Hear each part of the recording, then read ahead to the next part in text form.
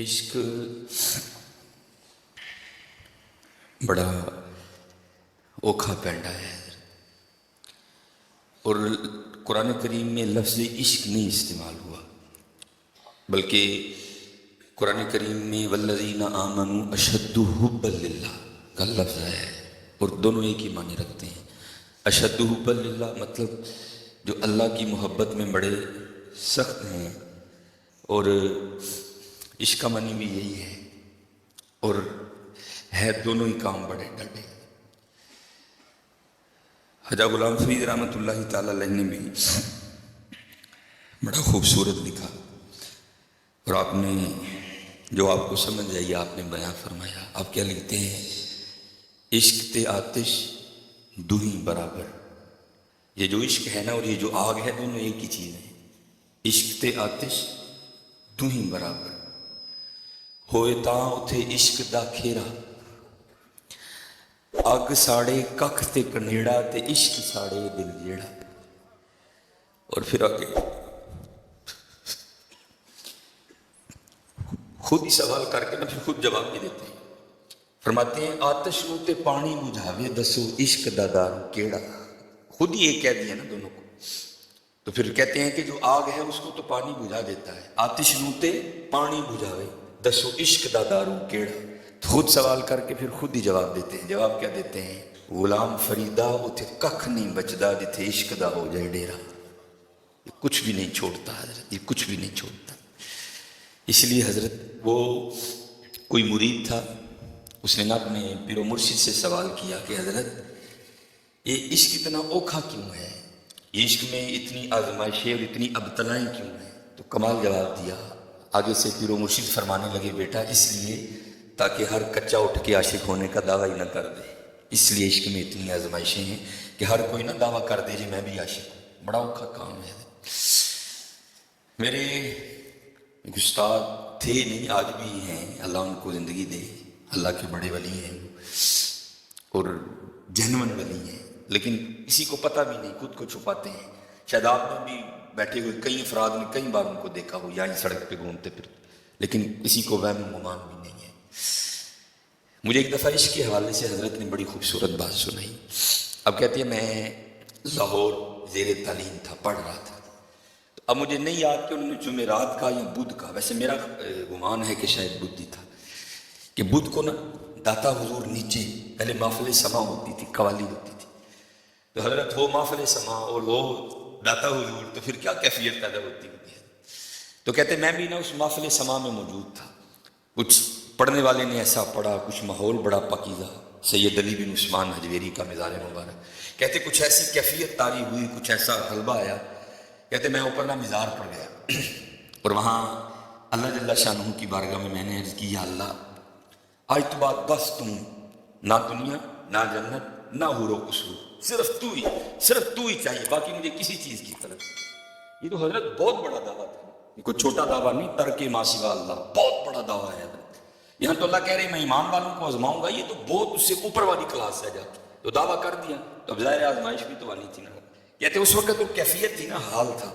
کہتے میں تھوڑی دیر بیٹھا رہا، پھر میں نا باہر نکل گیا، تو بندہ داتا حضور کے باہر ہے نا، تو وہاں 2 سینمی ہیں، تو کہتے میں آگے گیا تو ایک سینمی میں سے نا شو ختم ہوا تھا، تو لوگ فلم دیکھ کے باہر آ رہے تھے، تو کہتے یہ بھی نہیں کو بڑی حسین و جمیل عورت تھی، کالا سا رنگ اس کا، جس کو ہم اپنی سادی زبان میں چنگڑی بھی کہتے ہیں، وہ کو فلم دیکھ کے نہ نکلی، تو کہتے میری نظر اس کے چہرے پہ پڑی، تو کہتے ہیں مجھے اتنی وہ خوبصورت لگی، میرا دل اس کی جانب اس طرح کھینچا کہ میں چل بھی پڑا پیچھے۔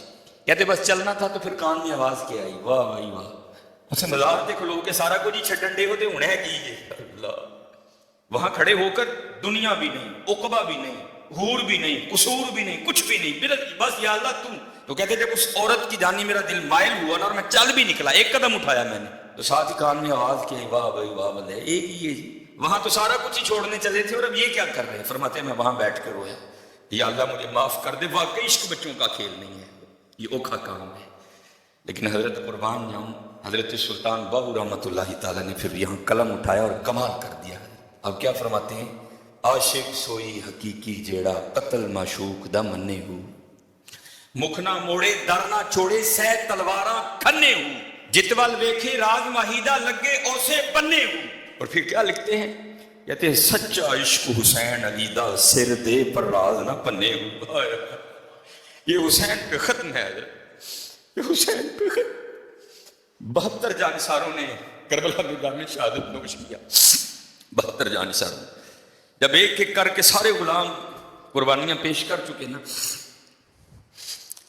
سیدنا علی اکبر آپ کے 18 سالہ شیر ببر لخت جگر، حضرت سیدنا قاسم بن حسن آپ کے بڑے بھائی کی نشانی، اور حالی بھتیجے نہیں تھے حضرت، بھتیجا بھی وہ جو ان قریب حضرت سکینہ رضی اللہ تعالیٰ عنہ کا شوہر بننے والا، آپ کے داماد بھی تھے، وہ بننے والے تھے، حضرت سیدنا علی اصغر اور حضرت سیدنا امام حسن رضوان اللہ تعالیٰ علیہ مجمعین، یہ رہ گئے. اب لکھا ہے کہ حضرت سیدنا علی اکبر رضی اللہ تعالیٰ عنہ اجازت چاہیے. اور حضرت جب یہ واقعہ پیش آیا نا سن 61 ہجری، ابن عساکر میں لکھا کہ اس وقت امام علی بکار رضی اللہ تعالیٰ عنہ کی عمر مبارک 56 سال 5 مہینے اور 5 دن تھی، اور نہ ہی آپ کے سر مبارک کا کوئی بال سفید تھا اور نہ ہی آپ کی ریش مبارک کا کوئی بال سفید تھا.